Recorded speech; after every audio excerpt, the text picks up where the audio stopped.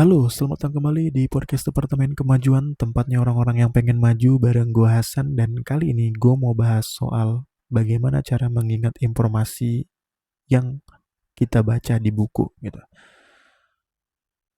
Oke, problem dari semua pembaca menurut gue pribadi adalah mengingat isi informasi yang ada di buku setelah mereka membacanya. Biasanya kan kita baca buku itu sering lupa gitu dengan isi buku itu, dan akhirnya ketika ada problem kita cuma tahu bahwa buku itu mengandung informasi yang kita butuhkan, akhirnya kita reinvest waktu kita, dan ya kita wasting a time karena seharusnya kita udah ingat informasi sebelumnya itu dari apa namanya bacaan kita sebelumnya gitu, tapi karena kita nggak ingat apa-apa akhirnya kita baca lagi dan kita harus investasi waktu lagi.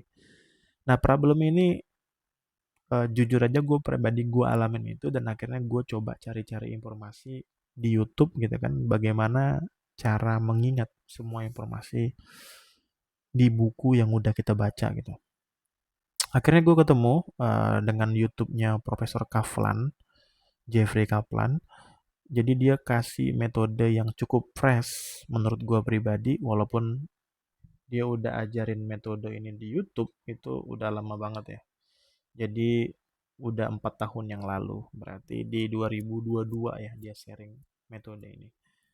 Oke, metode ini dia beri nama Marginalia. Jadi kalau misalkan lu nggak tahu Marginalia itu apa, mungkin lu bakal tahu kalau misalkan gue ngomong margin di Microsoft Word. Jadi kalau misalkan lu bikin laporan atau lu bikin skripsi, pasti kan ada permintaan misalkan oke, marginnya harus 343 ya. Nah, margin itu kayak space kosong di kiri dan kanan buku gitu.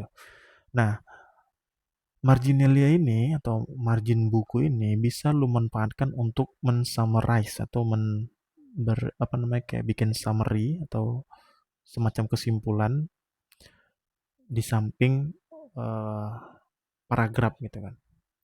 Oke, kalau menurut Jeffrey Kaplan itu, cara pertama yang harus lo lakukan adalah ketika lo baca paragraf pertama, itu lo harus simpulkan dan tulis kesimpulan lo itu dalam satu kalimat di samping paragraf. Misalkan kayak paragraf satu, dia ada 5 baris atau 6 baris.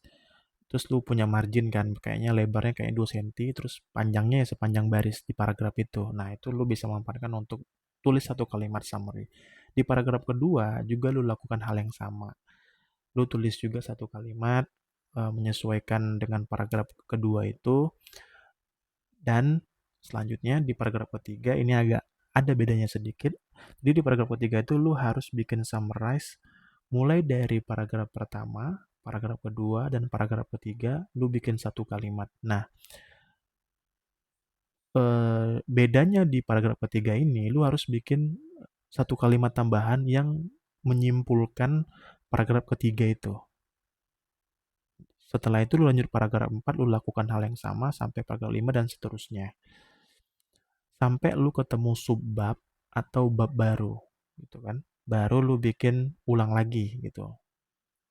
Cara ini diyakini oleh Jeffrey Kaplan dan udah dia buktiin juga, ini bisa membantu kita untuk mengingat informasi dan mempercepat waktu untuk mengingat kembali. Jadi misalkan contoh kayak kalau misalkan lu baca buku terus lu lupa, lu harus baca ulang kan, karena ya gimana harus baca ulang karena namanya juga lupa. Tapi bedanya ketika lu tulis summary di kirinya atau di kanannya, itu lu lebih cepat. Lu mungkin bakal tetap ngulang, tapi lu lebih cepat untuk apa namanya menyimpulkan, karena lu udah tahu, kayak lu cuman cari trigger aja buat otak lu buat mengingat informasi itu lagi, dibandingkan lu nggak punya tulisan sama sekali.